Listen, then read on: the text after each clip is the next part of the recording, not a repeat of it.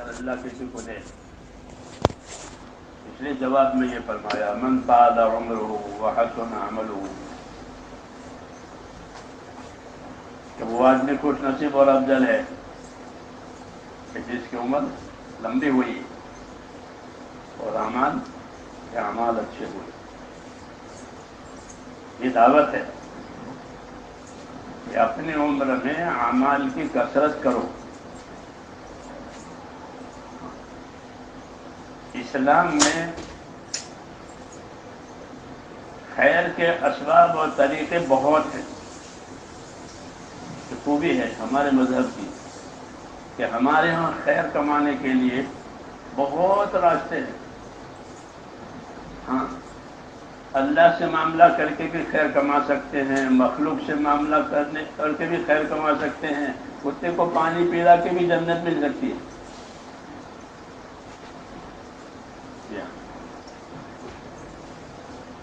یہ خوبی ہے دین کی، خیر کا کوئی ایک طریقہ نہیں ہے، بلکہ خیر کے طریقے بہت ہیں۔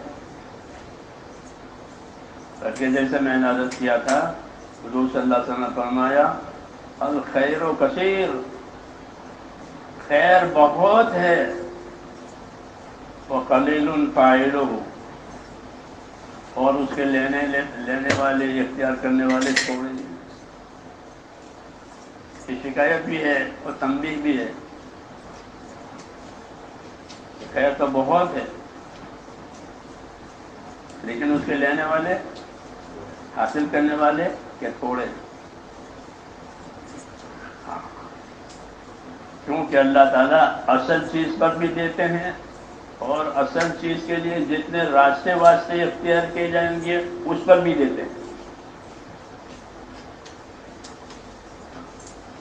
للوسائل حکم المقاصد، فقہ کا مسئلہ، للوسائل حکم المقاصد، کہ جتنے راستے ہیں ان پر بھی وہی وعدہ ہے جو اصل مقصد پر ہے۔ مثلا نماز تو اصل مقصد ہے، عبادت، لیکن اس کے لیے جتنے راستے اختیار کیے جائیں گے سب پر دیں گے۔ آپ چل کر کے جائیں گے تو چلنے پر بھی دیں گے۔ ہاں، کسی دفتر میں جانے کے لیے، کسی ادارے میں جانے کے لیے چل کر کے آپ گئے، کیا ملے گا چلنے پر؟ کیا کچھ نہیں۔ چل کے رہو، سوار ہو کر ہمارے تو وقت پر آؤ۔ یہاں کہ آپ چل کر آئے ہیں تو آپ کے قدم لکھے جائیں گے کہ آپ مسجد کی طرف کتنے قدم چلے۔ حضور نے فرمایا دیارکم تکتب آثارکم۔ ایک صحابی نے یہ ارادہ کیا تھا کہ مسجد نبوی کے قریب مکان لے لوں تاکہ بس مسجد کی حاضری میں آسانی ہو۔ اسے فرمایا نہیں، وہیں رہو، وہیں سے چل کر آؤ، وہیں سے چل کر آؤ تو تمہارے قدم لکھے جائیں گے۔ نہ کہ قدم، اس کی کہیں قیمت نہیں ہے، یہاں اس کی قیمت ہے۔ اللہ کے راستے کے قدم، اللہ کے راستے کا گرد و غبار، جی ہاں، ان سب پر ملتا ہے اللہ کے راستے کی وجہ سے۔ اللہ کے راستے میں ہے کہ اس راستے کے گرد و غبار سے بھی وہ کمائے گا۔ بھوک اور پیاس پر بھی دیں گے۔ کس پر دیں گے؟ بھوک پیاس۔ کہ اللہ کے راستے میں بھوک آئی، اللہ کے راستے میں پیاس آئی، اللہ کے راستے میں تھکن آئی تو کہ بھوک پر بھی دیں گے، پیاس پر بھی دیں گے، تھکن پر بھی دیں گے۔ ہاں، ذالک بأنہم لا یصیبہم ظمأ ولا نصب ولا مخمصۃ فی سبیل اللہ الا کتب لہم بہ عمل صالح۔ ترغیب دی ہے مسلمانوں کو کہ رسول کے پیچھے اللہ کے راستے میں جانے میں کمی نہ کرو۔ اگر تم اس راستے پر جاؤ گے تو تمہاری بھوک بھی لکھ لیں گے، تمہاری پیاس بھی لکھ لیں گے، تمہاری تھکن بھی لکھ لیں گے۔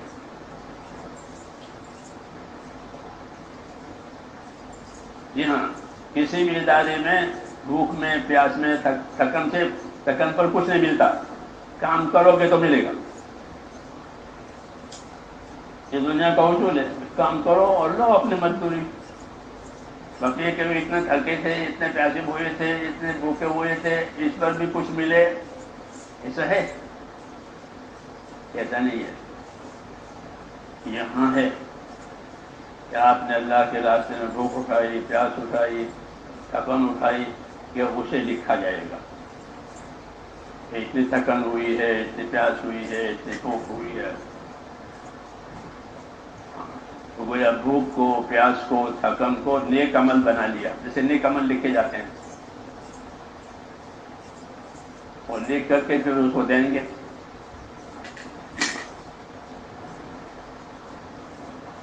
تو یہ بات ہے کہ اصل چیز پر بھی دیں گے، اور اس کے لیے جتنے راستے واسطے اختیار کیے جائیں گے اس پر بھی دیں گے، جتنے حالات آئیں گے اس پر بھی دیں گے۔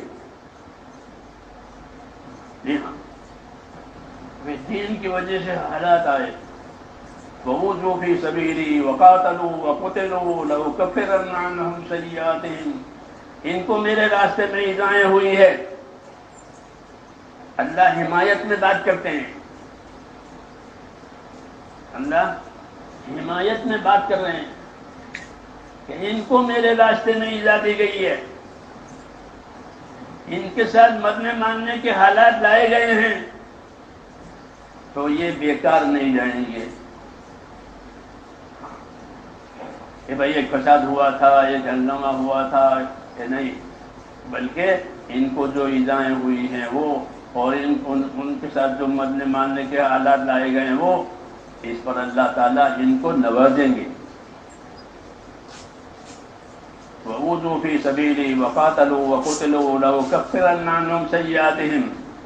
اس کا ایک انعام میں یہ ملے گا کہ ان کی زندگی میں جو کمیاں، کوتاہیاں، برائیاں ہوگی، وہ اس تکلیفوں کی وجہ سے مٹا دی جائے گی۔ گویا یہی تکلیفیں وہ سزا بن گئی، اب اور سزا نہیں ہے۔ اور اصلی انعام اور اصلی کامیابی جو ہے ہمارے ہاں دین میں، اصلی کامیابی کیا؟ اصلی کامیابی یہ ہے کہ فَمَنْ زُحْزِحَ عَنِ النَّارِ وَأُدْخِلَ الْجَنَّةَ فَقَدْ فَازَ، کہ جو جہنم سے بچایا گیا اور جنت میں پہنچایا گیا، وہ ہوا کامیاب۔ آخری بات، آخری بات یہ ان کے لیے ہے کہ وَأُوذُوا فِي سَبِيلِي وَقَاتَلُوا وَقُتِلُوا، میرے راستے میں ان کو ایذائیں دی گئی ہے، مرنے ماننے کے حالات آئے ہیں کہ ان کے سیئات اور غلطیوں کو معاف کر دیا جائے گا، اور ان کو کہ اللہ تعالیٰ ان کو اپنی جنت میں داخل کریں گے۔ تو میرے دوستوں، جتنے راستے واسطے دین کے لیے اختیار کیے جائیں گے، اللہ تعالیٰ اس پر بھی انعام دیں گے، اور جتنے حالات آئیں گے اس پر بھی انعام ملے گا، بیماری پر بھی انعام ملے گا۔ یہ بیمار ہوئے ہیں، ہمارے ایک بزرگ فرماتے تھے کہ مومن کی بیماری رحمت اور اس کی تندرستی نعمت۔ جی ہاں، اس کے دونوں ہاتھوں میں مٹھائی،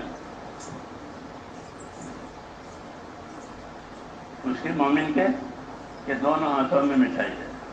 اللہ نے تندرست رکھا، تو تندرستی کیا ہے؟ کیوں بھائی، بات سمجھ رہے ہیں؟ تندرستی نعمت، یعنی انعام اللہ کا، تندرستی اللہ کا انعام۔ صحت بڑی چیز ہے، کیونکہ تندرستی میں آدمی سارا کام کر لے گا، بیماری بھی کیا کرے گا؟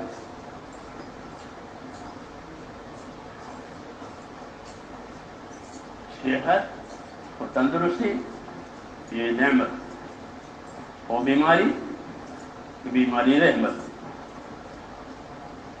ہاں، ایمان کی وجہ سے، سب کے لیے نہیں، اہل ایمان کے لیے۔ اہل ایمان کے لیے ان کے ایمان کی برکتیں علماء کہتے ہیں ایمان کی برکتیں ہیں کہ تکلیفوں پر، ناگواریوں پر، نقصان پر اللہ دیتے ہیں۔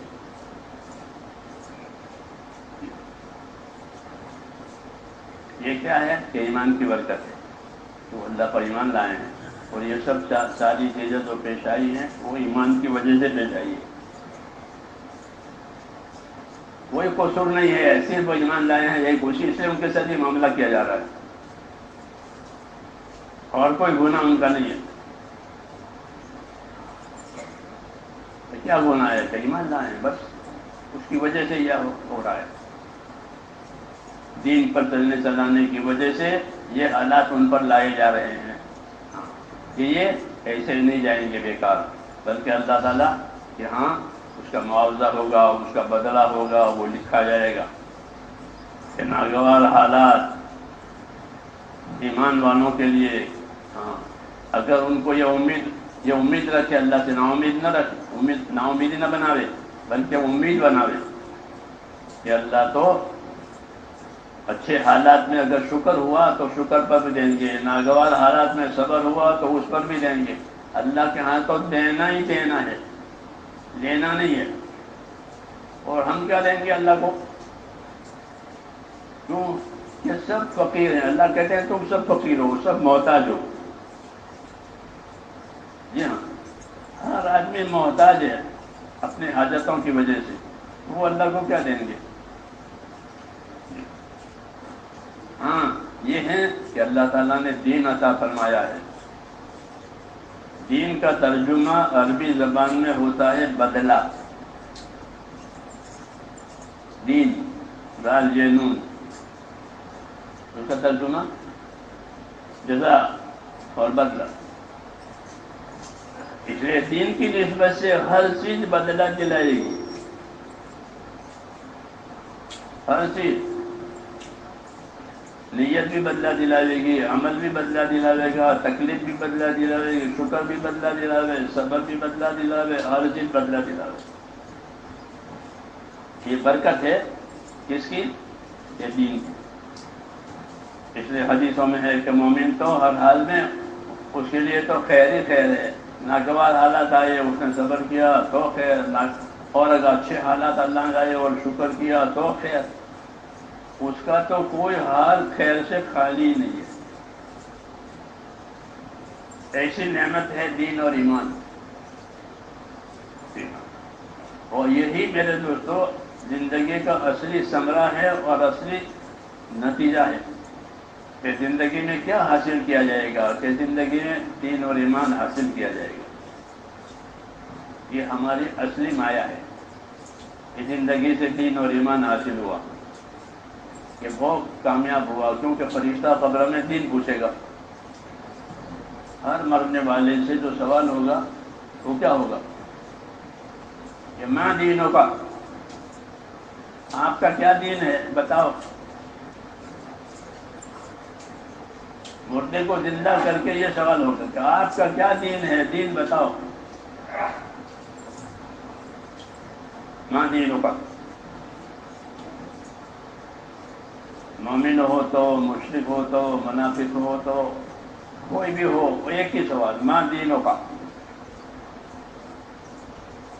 یہ زندگی گزارنے کا کیا طریقہ تھا یہ بتاؤ۔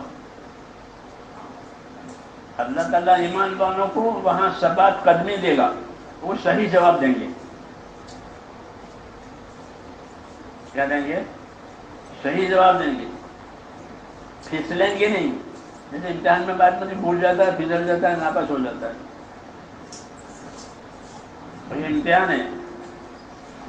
تو اللہ تعالیٰ ان کے ایمان کی وجہ سے ان کو قبر میں ثبات قدمی دے گا۔ یثبت اللہ الذین آمنوا فی الحیات الدنیا، کہ اللہ تعالیٰ ان کو ثبات قدمی دے گا، کہ وہ صحیح جواب دیں گے اللہ کی طرف سے، ان کے ایمان کی برکت سے۔ اور جن میں ایمان نہیں ہے ان کے پاس کوئی جواب نہیں ہے، کیونکہ مجھے کچھ معلوم نہیں ہے، لوگ کہتے تھے ایسا۔ تو اس کی جہالت، اس کی نافرمانی وہ اس کے لیے وبال بن جائے گی. کیوں کہ اللہ تعالیٰ نے اپنے دین کے لیے اپنے رسول بھیجے تھے، اپنی کتابیں اتاری تھی، معجزات بتائے تھے، ہاں پھر کام کرنے والوں کی مدد اتاری تھی اور ان کی مخالفت کرنے والوں کو نامراد بنایا تھا. یہ سب باتیں حجت ہے اور دلیل ہے کہ یہ چیز حق ہے. اتنی ساری باتیں ہوئی تھی اور پھر بھی تمہیں اس کی کوئی خبر نہیں ہے، اس لیے اس کا کوئی عذر نہیں چلے گا. بہرحال جو سوال ہوگا وہ کیا ہوگا کہ آپ کا دین کیا ہے یہ بتاؤ. اس لیے میرے دوستو سب سے بڑی مایا جو دنیا سے ہم کو حاصل کرنی ہے وہ اپنا دین بنانا ہے.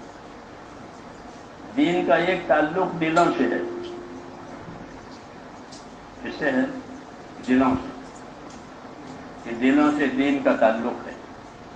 یعنی دلوں میں اللہ کے ایک ہونے کا یقین، ایک ہونے کا عقیدہ بھی، ایک ہونے کا یقین بھی، اور اللہ سے سب کچھ ہونے کا یقین کہ جو کچھ ہوگا وہ اللہ سے ہوگا، اللہ کے غیر سے نہیں ہوگا، دنیا میں بھی اور آخرت میں بھی. جی ہاں، کیونکہ دو چیزیں اللہ کے سامنے ہیں، ایک اللہ کا امر اور ایک اللہ کی مخلوق. یہ دو چیزیں ہیں. الا لہ الخلق والامر. یاد رکھو، یوں کہا یاد رکھو، اللہ ہی کا امر ہے اور اللہ ہی کی مخلوق ہے. جیسے بدن میں روح اللہ کا امر ہے اور بدن مخلوق ہے، ایسے ساری کائنات میں کہ ساری کائنات جیسے بدن، اس کے اندر اللہ تعالیٰ کا امر ہے. پہاڑوں میں اللہ کا امر ہے، سمندروں میں اللہ کا امر ہے، ہواؤں میں اللہ کا امر ہے، پانی میں اللہ کا امر ہے. تو ساری چیزیں، ساری مخلوق اللہ کے امر سے جکڑی ہوئی ہے. ایک ہی اللہ ہے جو سب کے اوپر اپنا امر کرتا ہے. الا لہ الخلق والامر. کہ خوب یاد رکھو، مخلوق بھی اللہ کی ہے اور امر کس کا ہے؟ امر کے معنی حکم و تصرف، کہ اللہ ہی کا امر ہے، اللہ ہی اس میں جو چاہیں گے کریں گے. نفع ہو، نقصان ہو، عزت ہو، ذلت ہو، جو بھی حالات ہو کہ وہ اللہ لاوے گا، کوئی دوسری چیز نہیں لا سکتی. اللہ حالات لاویں گے، اچھے حالات بھی لاویں گے، ناگوار حالات بھی لاویں گے، تھوڑے بھی لاویں گے، زیادہ بھی لاویں گے. جیسے موسموں میں دن کو لمبا کر دیتے ہیں، موسموں میں راتوں کو لمبا کر دیتے ہیں، دنوں کو چھوٹا کر دیتے ہیں. تو جس طرح یہ چیزیں بدلتی ہیں، ایسے ہی جن پر یہ چیزیں بدلتی ہیں ان کا بھی یاد ہے. انسانوں کے حالات کبھی اچھے کر دیے اور کبھی گھٹا دی، راحت گھٹا دی. جیسے رات گھٹائی، دن لمبے کر دیے، ایسے راحت گھٹائی اور تکلیف بڑھائی، کبھی تکلیف گھٹا دی، راحت بڑھا دی. یہ کیوں کہ مخلوق اللہ کی ہے اور اللہ کی مخلوق پر صرف اللہ کا امر چلے گا اور کسی کا نہیں چلے گا. باقی سب اسباب ہیں. کیا ہیں؟ اسباب. تو اسباب میں کیا رکھا ہے کہ اسباب تو ظاہر کرنے کے لیے ہیں، پیدا کرنے کے لیے نہیں ہے. جیسے نل میں سے آپ پانی یوں گھمائیں گے تو پانی نکلے گا، تو وہ نل پانی پیدا نہیں کرتا بلکہ پانی کو ظاہر کرتا ہے. اور نہیں ہوتا پانی تو نہیں نکلتا. جو ٹوٹیاں ہوتی ہیں یہ پانی کو ظاہر کرتی ہے کہ ہے پانی، کرو استعمال. نہیں ہے تو ایسے مولانا محمد یوسف رحمۃ اللہ علیہ فرماتے تھے کہ دنیا کے تمام اسباب وہ خالی برتنوں کی طرح سے ہے، اس پر جو اللہ تعالیٰ اپنے امر سے ڈالیں گے وہ ہوگا. الا لہ الخلق والامر. یاد رکھو، مخلوق اللہ کی ہے اور امر بھی اللہ کا ہے، اور کسی کا دخل اس میں نہیں ہے. جو امر آئے گا وہ ہوگا، مخلوق اس کو ظاہر کرے گی. جیسے پانی، یہ ٹوٹی پانی ظاہر کرتی ہے، پانی پیدا نہیں کرتی. ایسے ہر چیز وہ اللہ کے امر کو ظاہر کرتی ہے کہ مال سے راحت ملے گی، کہ ہاں راحت مل سکتی ہے، اگر اللہ تعالیٰ اس میں راحت ڈالے تو، اور اللہ اس میں راحت نہ ڈالے تو مال کی وجہ سے مال والا ہلاک ہوتا ہے، اس کو ہلاک کر دیا، مال لوٹ لیا، تو مال کی وجہ سے آفت آئی۔ تو کوئی ضروری نہیں ہے کہ مال کی وجہ سے راحت آئے، اس لیے فرماتے ہیں کہ دنیا کا ہر سبب یہ دو رخا ہے، جیسے دو نالی بندوق ہوتی ہے، جو چیز اللہ طے کریں گے وہ اس سبب میں سے ظاہر ہوگا۔ اللہ لہ الخلق والامر کے فیصلے کی وجہ سے، مخلوق بھی اللہ کی، فیصلہ بھی اللہ کا۔ اگر پانی کو اللہ تعالیٰ نفع کا ذریعہ بناوے تو پانی سے نفع ہوگا، اور پانی کو اللہ تعالیٰ ہلاک کرنے کا ذریعہ بناوے تو پانی سے ہلاکت آ رہی ہے۔ اللہ لہ الخلق والامر، یہ ترتیب ہے اللہ تعالیٰ کی کہ مخلوق اللہ کی، فیصلہ اللہ کا، اصل فیصلہ اللہ کا ہے، وَلِلَّهِ، اللہ ہی کے لیے امر ہے ہر حال میں۔ اس لیے دعوت دی گئی ہے کہ جس کے ہاتھ میں امر ہے، جس کے ہاتھ میں فیصلہ ہے، اس کی طرف توجہ کرو۔ اسے جب نبیوں کی کامیابی آتی تھی تو فلما جاء امرنا، نوح علیہ السلام نے 950 تک کام کیا اور کوئی نتیجہ ظاہر نہیں ہوا۔ جب مدت محنت کی پوری ہو گئی جتنی اللہ تعالیٰ چاہتے تھے، ایک محنت ہوتی ہے جو اللہ چاہتے ہیں کہ اتنی محنت ہو جائے،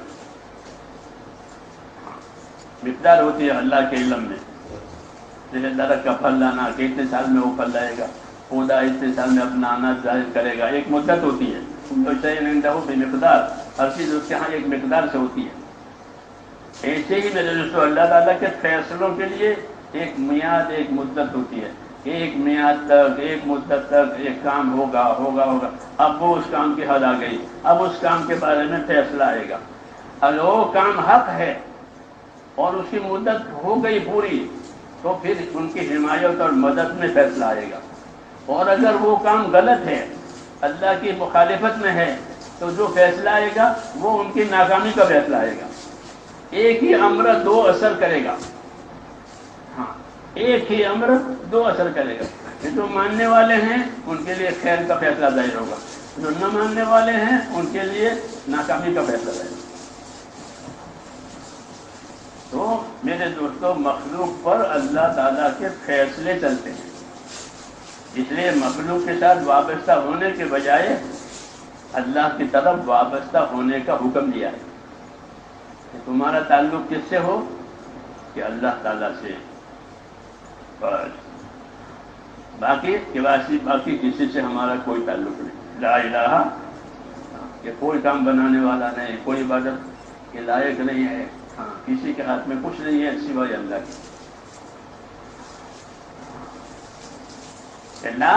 لا کے معنی نہیں کہ تمام باطل چیزوں پر لا لگایا، تمام مخلوقات پر لا لگایا۔ لا معنی نہیں کہ ان سے کچھ نہیں ہوتا، آسمان سے، زمین سے، فرشتوں سے، جناتوں سے، ہواؤں سے، پانی، ان سے کچھ نہیں ہوتا۔ تو کس سے ہوتا ہے؟ ایک اللہ سے ہوتا ہے جس نے ان چیزوں کو پیدا کیا، اس سے ہوتا ہے۔ اس لیے ان میں ان کی عبادت نہیں کرنی ہے، ان پر یقین نہیں جمانا ہے، ایک اللہ پر جمانا ہے۔ کیوں؟ کہ اللہ جو چاہے گا وہ اس سے ظاہر ہوگا۔ ہر چیز اللہ کے امر سے آتی ہے، مالداری اللہ کے امر سے، اور غریبی غریبوں کی وجہ سے آتی ہے۔ بولو، غریبوں کی وجہ سے آتی ہے، اور مالداری مالداروں کی وجہ سے، تو بیماری بیماروں کی وجہ سے آئے گی، وہ تندرستیوں ان سے آئے گی۔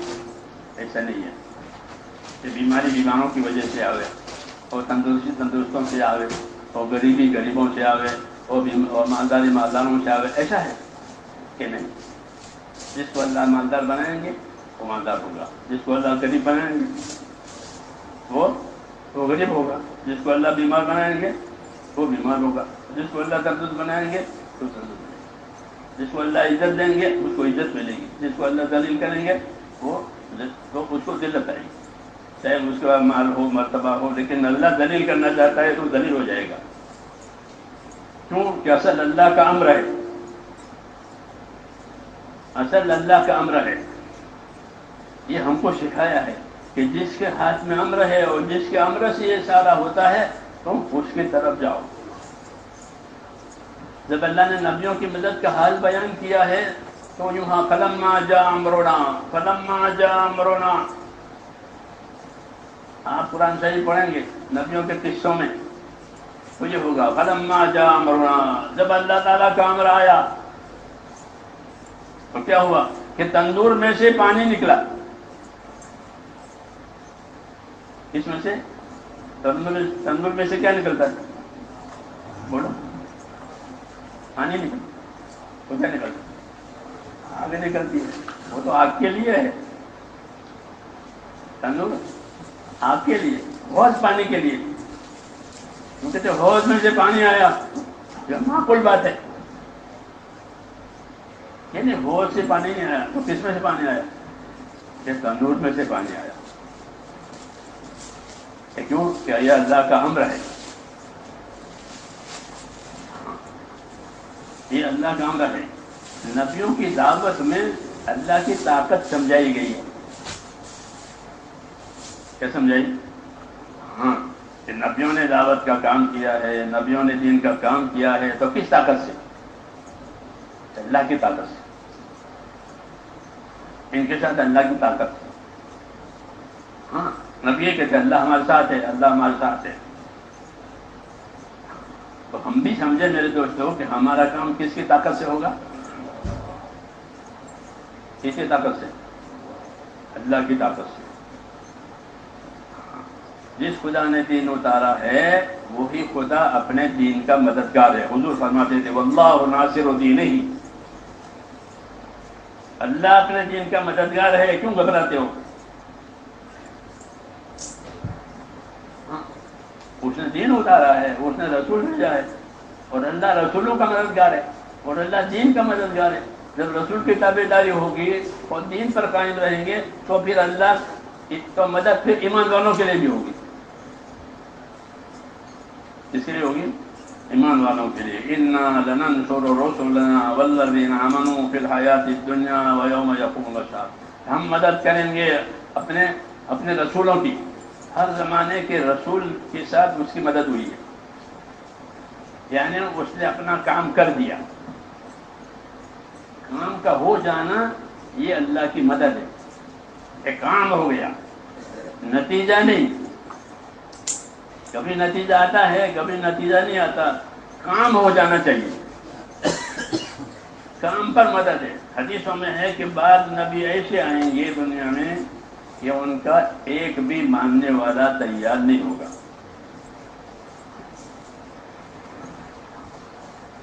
ایسا مطلب کارپوریشن ہے کہ چیئرمین والا کوئی نہیں، ہاں کیا گزاری کہ چیئرمین والا کوئی نہیں، دل والا کوئی نہیں۔ تو یہ کوئی انہونی بات نہیں ہے، ہونے والی بات ہے۔ کیسا ہوگا؟ کوئی بات نہیں۔ تو بعد نبی ایسے آئیں گے کہ ان کے ساتھ کوئی نہیں، ساری عمر کی محنت اور کوئی نہیں، تو وہ نبی نامراد ہو گیا، وہ نبی نامراد ہو گیا نہ، وہ نبی کامیاب ہو گیا۔ اس نے اپنا کام کر کے اللہ کو دکھا دیا کہ میرے دل میں کام تھا وہ میں نے کیا۔ اب نہیں مانا جنہوں نے وہ نامراد ہوئے، نبی نامراد نہیں ہوتا۔ مولانا اجلا صاحب ملفوظات میں یہ بات سمجھاتے تھے کہ ہماری یہ غلطی ہے کہ ہم نتیجے کو اپنا کام سمجھتے ہیں۔ نتیجہ ہمارا کام نہیں ہے، محنت ہمارا کام ہے۔ بات سمجھ میں آ رہی ہے؟ یہ سو گئے بیٹھے بیٹھے، رات چھوٹی ہے۔ ہاں، اس ان دیار میں راتیں چھوٹی، ہمارے یہاں تو راتیں بڑی ہیں. یہ آپ کی قربانی ہے، راتیں چھوٹی ہیں، کام بھی ہو رہا ہے. دن گرم ہے پھر بھی کام ہو رہا ہے. جی ہاں. فرماتے تھے ہم نے غلطی یہ کی ہے کہ ہم نتیجے کو اپنا کام سمجھتے ہیں کہ نہیں، نتیجہ ہمارا کام نہیں ہے. تو کیا کام ہے کہ ذمہ داری پوری کرنا ہمارا کام ہے. ہم نے ذمہ داری پوری کر لی، کوشش پوری کر لی، یقین کے ساتھ، اخلاص کے ساتھ کوشش پوری ہوئی. کچھ نہیں ہوا کہ کوئی بات نہیں، تم کامیاب ہو، تم کامیاب ہو، کیونکہ تمہارے دل میں کوشش ہے.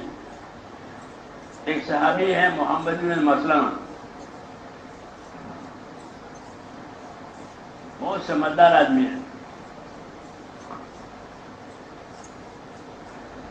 اہم امور ان کو دیے جاتے تھے تاکہ وہ اس کو نمٹاوے. محمد بن مسلمہ حضرت عمر کے زمانے میں بھی ایک مرتبہ کوئی تقاضا حضور صلی اللہ علیہ وسلم نے رکھا کہ اس تقاضے کو کون کرے گا. سنت ہے یہ کہ نبی تقاضے دکھاویں، امت تقاضے پورے کرے.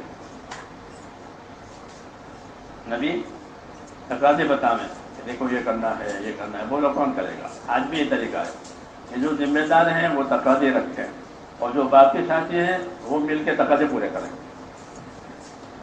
اجتماعی کام، تقاضے پیدا کرنا، تقاضے پورے کرنا، یہ نبوت کا طریقہ. وہ کوئی تقاضا تھا، وہ مجلس میں رکھا کہ اس کام کو کون کرے گا.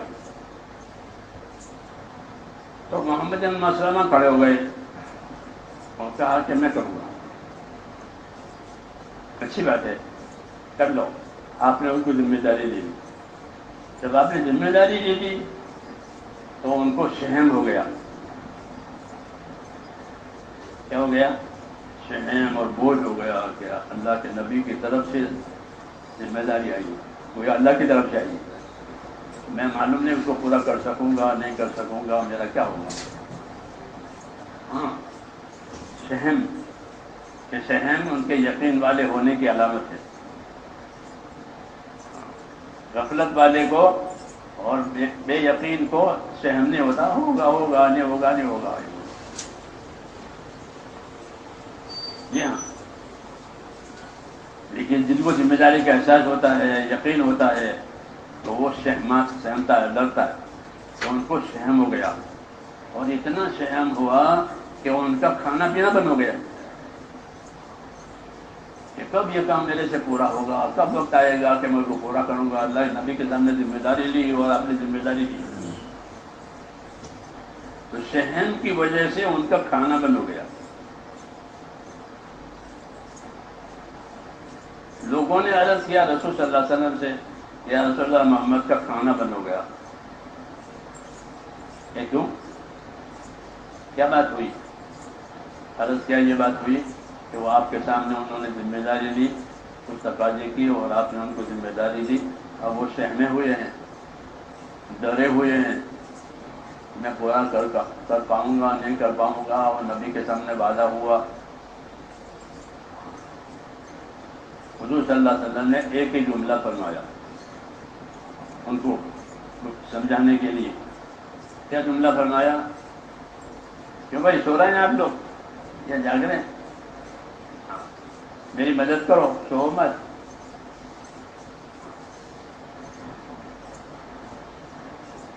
کیا فرمایا؟ علیک الجہد، تمہارے ذمے تو فقط محنت کرنا ہے، نتیجہ تمہارے ذمے نہیں ہے. تم کیوں گھبراتے ہو؟ تم محنت کر لو. یہی طریقہ ہے کہ سہم بھی ہونا چاہیے، کیونکہ سہم احساس ذمہ داری کی علامت ہے. جس کو احساس ذمہ داری نہیں اس کو کوئی سہم نہیں. جی ہاں، جس کو جتنا ذمہ داری کا احساس ہوگا اتنا وہ کام کی ذمہ داریوں سے سہمے گا اور ڈرے گا کہ پتہ نہیں کیا ہوگا، صحیح کروں گا غلط کروں گا، پورا کروں گا ادھورا ہو جائے گا، کیا ہو جائے گا. ایسے وقت میں ان کو سنبھالنے کی ضرورت ہوتی ہے. تو آپ نے فرمایا علیک الجہد، تمہارے ذمے تو صرف کوشش کرنا ہے، تم اپنی کوشش پوری کر لو. اب وہ کام پورا ہو نہ ہو، اس کا نتیجہ آوے نہ آوے، یہ تمہارے ذمے نہیں ہے. یہی سنت ہے نبیوں کی کہ وہ اپنے تابع داروں کو، اپنے امتوں کو کوششوں کا ذمہ دار بناتے ہیں. یہ کوشش صحیح کرو، صحیح کوشش کے ذمہ دار ہو، پوری کوشش کرو. ہاں اس کی تم ذمہ دار ہو، باقی کیا نتیجہ آئے گا اس کا تم ذمہ دار ہو. ہمارے ساتھ ایک ہے نا جب میں دیکھو جتنے لوگ بے ایمان دنیا جائیں گے، ہم سے پوچھیں گے، ہم سے نہیں پوچھیں گے، ہم سے نہیں پوچھیں گے اللہ کہ یہ کیوں بے ایمان گئے دنیا سے.